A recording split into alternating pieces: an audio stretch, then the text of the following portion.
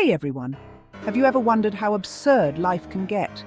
Well, buckle up, because today I'm taking you on a wild ride through a tragicomic tale that might just twist your perception of reality a bit. Let's dive into a story where the line between the bizarre and the banal blurs in the most unexpected ways. Imagine a small, dimly lit room cluttered with books and odd trinkets. Here lives Jonathan, a man obsessed with collecting rare clocks.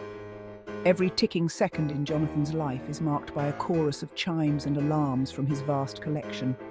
But there's a twist. None of his clocks show the correct time.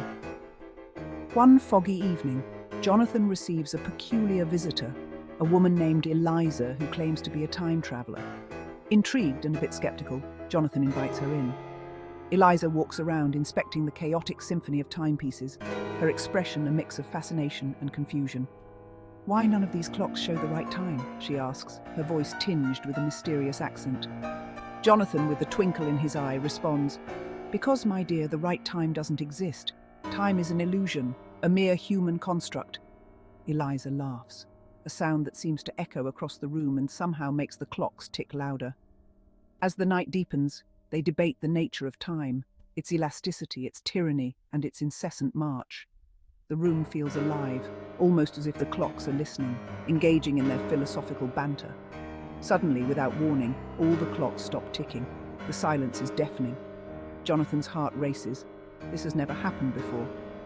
He looks at Eliza, expecting panic, but instead she smiles serenely.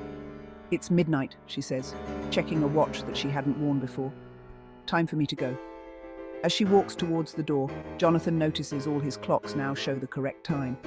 Midnight. He rushes to the door to bid her goodbye, but as he opens it, he finds no sign of her, just the lingering fog outside. Confused, he turns back to his room, only to find that every clock now bears a small, handwritten note where the numbers should be. Each note reads, "Time is what you make of it." The next morning, Jonathan wakes up to find all his clocks ticking again, but now, strangely, they all tick in unison. As he sits there, listening to the harmonious ticking, he realizes that Eliza never existed.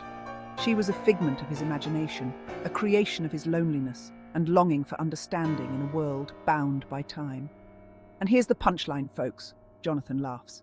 He laughs not because he has figured out the riddle of time, but because he hasn't.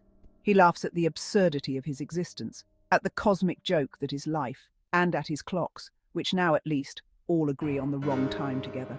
So, how absurd can life get? As absurd as we make it, I suppose.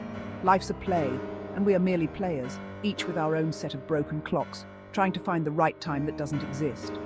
Thanks for tuning in. And remember, sometimes it's perfectly okay to laugh when nothing makes sense. That's the beauty of the absurd. Until next time, keep questioning the so-called reality and enjoy the bizarre show that is life.